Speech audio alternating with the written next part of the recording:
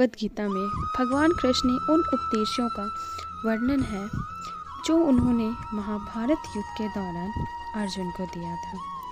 गीता में दिए उपदेश आज भी उतने ही प्रासंगिक हैं और मनुष्य को जीवन जीने की सही राह दिखाते हैं। गीता में कुल 18 अध्याय और 700 श्लोक हैं, जिनमें धर्म के मार्ग का अनुसरण करते हुए सत्कर्म करने की शिक्षा दी गई है। जीवन की सभी दुविधाओं और समस्याओं का हल गीता में होता है। माना जाता है कि गीता के बातों का अनुसरण करने से जीवन बदल जाता है और व्यक्ति को हर काम में सफलता मिलती है। आइए जानते हैं श्रीमद् भगवद गीता की उन 21 बातों के बारे में जिन्हें अपनाकर कोई भी विजय प्राप्त कर सकता है। श्री कृष्ण कहते हैं, किसी भी कार्य में सफलता को पाने के लिए सबसे ज़रूरी होता है अपने भीतर छिपे डर को ख़त्म करना। इस पर भगवान श्री कृष्ण ने अर्जुन को युद्ध के दौरान कहा था कि अर्जुन, तुम निडर होकर युद्ध करो। अगर मारे गए तो स्वर्ग मिलेगा और अगर जीत गए तो तुम्हें धरती पर राज मिलेगा। इसलिए मन में किसी भी तरह के डर को मत रखो। अपनी पीड़ा के लिए संसार को दोष मत दो, अपने मन को समझाओ। तुम्हारे मन का परिवर्तन ही तुम्हारे दुखों का अंत है। जब हम स्वयं जीवन के शिल्पकार हैं तो चलो हम अपनी मुश्किलों को हराते हैं और जीवन में मुस्कुराते हैं। ज़िंदगी में सब कुछ खत्म होना जैसा कुछ भी नहीं होता। हमेशा एक नई शुरुआत हमारा इंतज़ार कर रही होती है। इच्छा पूरी नहीं होती तो क्रोध बढ़ता है और इच्छा पूरी होती है तो लोभ बढ़ता है। इसलिए जीवन की हर स्थिति में धैर्य बनाए रखना चाहिए। मन को बड़ा चंचल माना गया है। कई बार हमारा मन ही हमारे दुखों का कारण बन जाता है।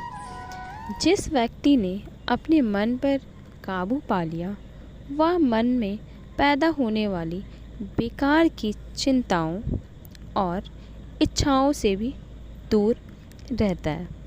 इससे व्यक्ति को अपने लक्ष्य को प्राप्त करने में मदद मिलती है। जो हुआ अच्छा हुआ, जो होगा अच्छा होगा। स्वयं को मुझ पर छोड़ दो, अपने कर्म पर ध्यान दो।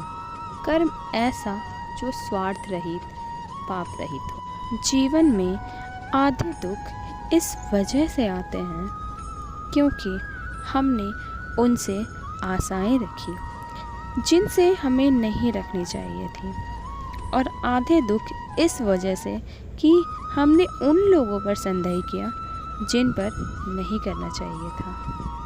श्री कृष्ण कहते हैं, यह बात हमेशा याद रखो, कैसी भी हालत हो, किसी प्रकार का अन्याय, पाप या किसी भी गलत बात का समर्थन नहीं करोगे, चाहे वह पति या पुत्र हो। संबंध उसी आत्मा से जुड़ता है जिसका हमसे पिछले जन्मों का कोई रिश्ता होता है, वरना दुनिया के इस भीड़ में कौन किसको जानता है। भगवान श्री कृष्ण कहते हैं, जिस व्यक्ति को आपकी कदर नहीं हो उसके साथ खड़े रहने से अच्छा है आप अकेले खड़े रहो। याद रखना, अगर बुरे लोग समझने से समझ जाते तो बांसुरी बजाने वाला कभी महाभारत नहीं होने देता। दुनिया के सबसे ज़्यादा सपने इसी बात पे तोड़े हैं कि क्या कहेंगे लोग। मुंह से माफ़ करने में किसको वक्त नहीं लगता, पर दिल से माफ़ करने में सारी उम्र बीत जाती है। खाली हाथ आए, खाली हाथ वापस चले जाओगे। आज तुम्हारा है, कल किसी और का था, परसों किसी और का होगा। तुम जिसे अपना समझकर मग्न हो रहे हो, बस यही प्रसन्नता तुम्हारे दुखों का कारण है। अनुमान मन की कल्पना है और अनुभव जीवन का सबक। सच्ची खुशी तभी होती है जब आपकी सोच, कथन और कर्म में समानता हो। जब आप प्रभु से जुड़ जाओगे तो आपकी परीक्षा प्रारंभ हो जाएगी। कुछ लोग इसे दुख समझते हैं, पर इसे आप प्रभु की कृपा समझें कि वो आपके साथ हैं। इंसान चाहे जितना भी खुद को व्यस्त रख ले, जिससे वो प्रेम करता है उसकी यादों से बच नहीं सकता। समय कभी नहीं रुकता। आज यदि बुरा चल रहा है तो कल अवश्य अच्छा आएगा। आप केवल निस्वार्थ भाव से कर्म कीजिए और वही आपके हाथ में है।